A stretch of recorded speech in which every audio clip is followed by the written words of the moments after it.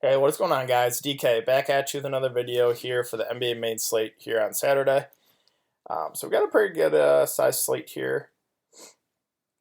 Let's see, we got 7 game slate, so pretty good size. Real quick though, let's see how we did last night. So as you guys can see, it was another pretty good night for me, hitting cash and GPPs.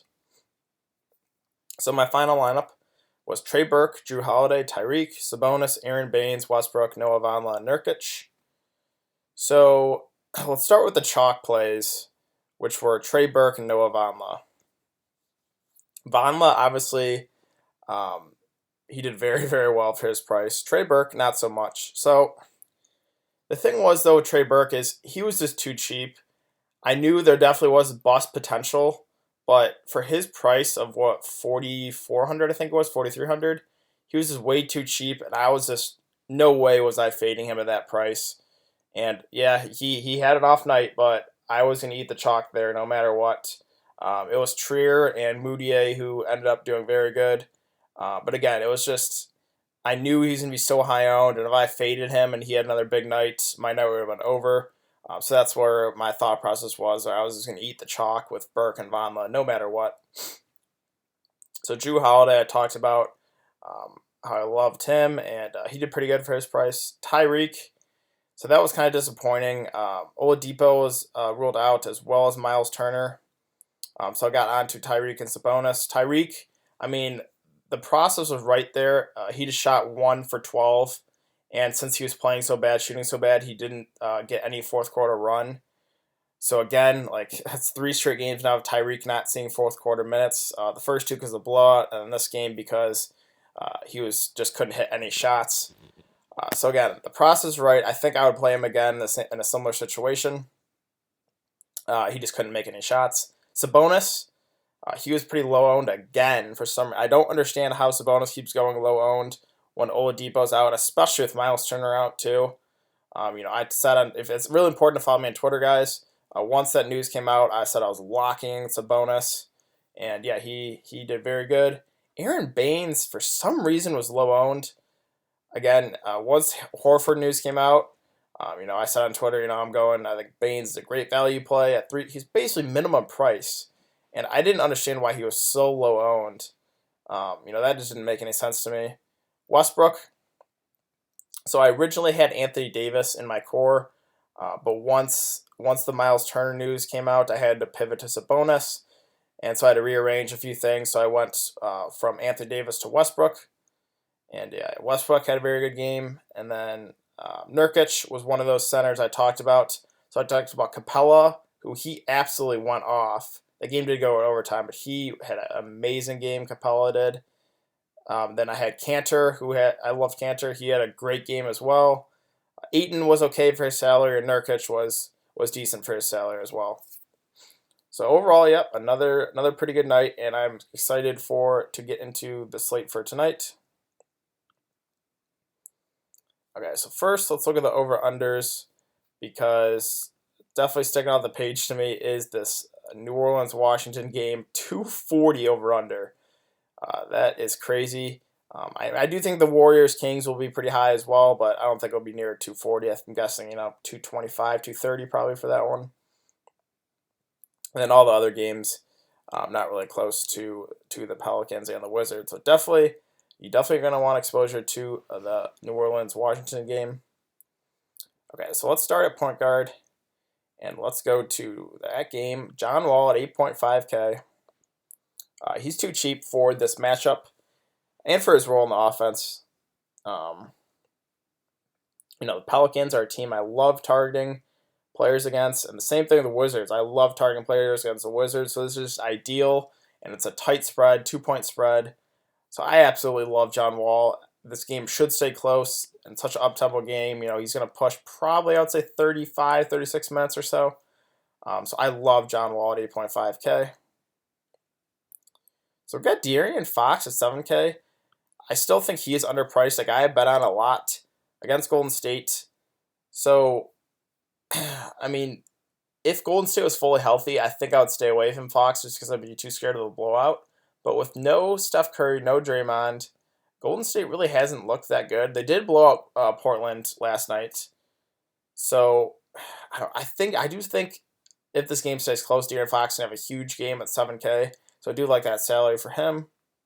And we got the two Minnesota guards, Jeff Teague and Derrick Rose. I think are a little too underpriced here at 6K and 6.5. So Jeff Teague is the starter. He's going to see about 30 minutes. I think he's a pretty solid cash game play here at 6K. And then Derrick Rose at 6.5K. I think is a little more of a GPP play just because he comes off the bench. But he should see about the same minutes as Teague, about 30 minutes or so. So I do like both Derrick Rose and Jeff Teague today. Let's move on to shooting guard. And yep, I'm talking about him again. Jrue Holiday, 8.6K. I love Jrue Holiday. And so we saw Anthony Davis was out for a lot of the fourth quarter. He was injured. He did come back for the last minute. So we're going to have to monitor that. There's no injury status yet on his player profile for DraftKings. But I do think Anthony Davis will be questionable. And I definitely think there's a possibility he misses this game since it's a back-to-back. So, if Anthony Davis misses, that just boosts Jrue Holiday even more. That would boost Mirotic and Randall. Even if Anthony Davis plays in such an up-tempo game with no Alfred Payton, I'm going right back to Jrue Holiday once again. So 7.4K again, same game. Brad Beal. He's just too cheap. Again, for this matchup, for his role in this offense, he's gonna play 37 or so minutes, and but he has 50-point upside in this matchup. He is a little more scoring dependent than John Wall is, but I still think Beal will have a pretty good game here at 7.4K, and I love that salary for him.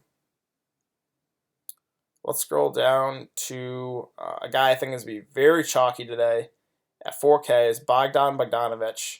For some reason, his salary hasn't gone up. It's actually gone down to 4,000, and his minutes are slowly creeping up there. 20, 25, 30 minutes last game. This guy is going to shoot the ball a ton when he's out there. He's a high usage guy, 10, 11, 13, and 19 shots. I love to see that. 4K. I think he's a lock and load for me today. I mean, again, he's going to be pretty chalky. He's going to be like Trey Burke and Vonleh. He's going to be very high owned. But I will be eating the chalk again with Bogdan Bogdanovic today. Small forward. Giannis and Durant are great. So I did say in my last video of Giannis, LeBron, and Durant that I did prefer Durant in the discount, and he ended up having the best game. If I had to pick one between Giannis or Durant, it would be pretty close. I think I would lean towards Durant again just because the matchup is a little better. Again, Spurs, I'm not really afraid of them, but the Kings, they play very little defense. So I think I would lean towards Durant a bit there. Okay, so we got 6.8K in Mirotic. Again, targeting this game a lot, but I really think there's a strong possibility Anthony Davis misses this game. And I think if Anthony Davis misses, I would lock in Jrue, Mirotic, and Randall. I would just lock in all three. So I'm kind of hoping Anthony Davis does miss this game. If Anthony Davis does play, I think I would be more off a guy like Randall. I still think I would definitely have interest in Mirotic and in this matchup. So Mirotic, he's a good play with Anthony Davis, but he's a great play if Anthony Davis does miss. All right, I know I'm kind of going against my rule of thumb here with these secondary pieces, but for Washington, but Otto Porter is pretty appealing here at 5.5K, especially again with this map in this game environment. So with no Dwight Howard, Washington has been running a lot of small ball. And also with Dwight Howard off the floor, that's just been boosting Otto Porter's rebound numbers. He's probably the best rebounder out there on the court. 14 rebounds and 7 rebounds with no Dwight Howard. And his minutes the last couple games, 38 and 36. Pretty consistent. He was kind of limited early on, but hopefully this trend continues. I'm considering Otto Porter, but you never know with these secondary pieces. They could, if he is having a bad game, they could just give those minutes to Jeff Green, Oubre, Markieff Morris.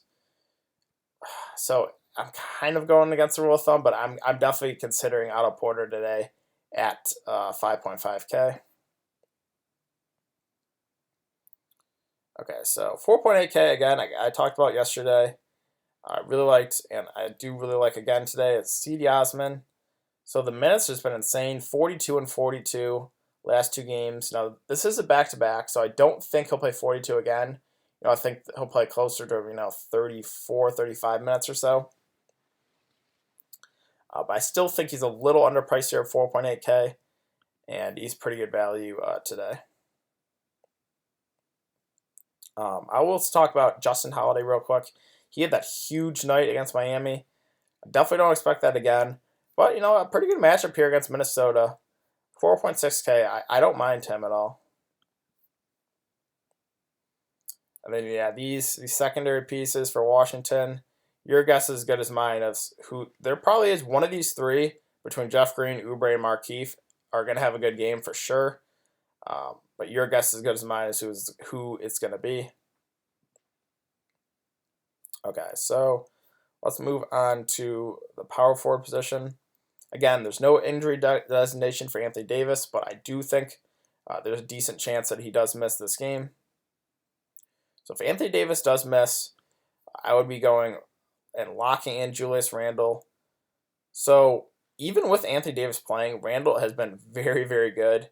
He did kind of have an off night against the Knicks, only 30 fantasy points. I mean, that's not terrible for 7K. But if Anthony Davis misses this game, I love Julius Randle today at 7.3.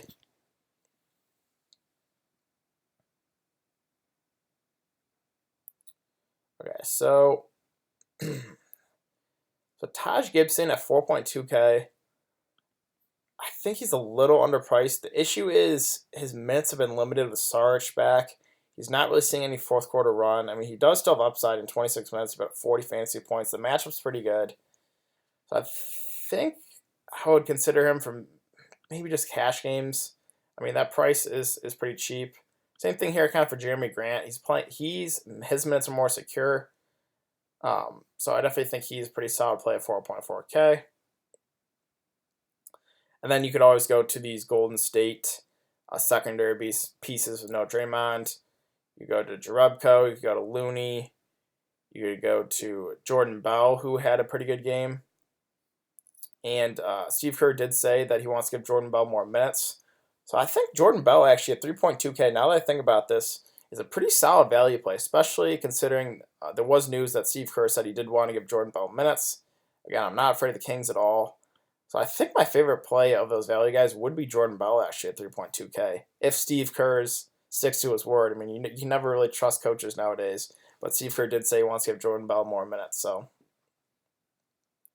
we'll see if we can trust him with that. Center position, I love targeting centers against Chicago. Karl-Anthony Towns, I love this play at 9K. The issue is with me, I don't know if I'll be able to afford him today because I really love the Washington and the New Orleans game. Definitely, I'll have to heavily consider Karl-Anthony Towns because I think he has some immense upside here against the Bulls. Okay, Capella again. I still think he's a little underpriced. I don't think he's going to be sticking to this, 50 plus fantasy points every single game. He's been kind of on an insane tear. Cleveland does. I mean, they don't guard centers well, so this is a very good matchup. My concern is he played 43 minutes and it's a back-to-back. So, maybe they limit him a little bit to like 30 to 32 minutes or so. And, they give some Hartstein some minutes or they run a little more small ball. But I still think he is definitely in play at 7.5K. And a center I am considering for sure. Another center I would like today is Willie Cauley-Stein. So with no Draymond Green, I do like targeting centers against Golden State. And Willie Cauley-Stein, this is like an up-tempo matchup. This is perfect game environment for him. And I think he has huge upside today at 5.8K.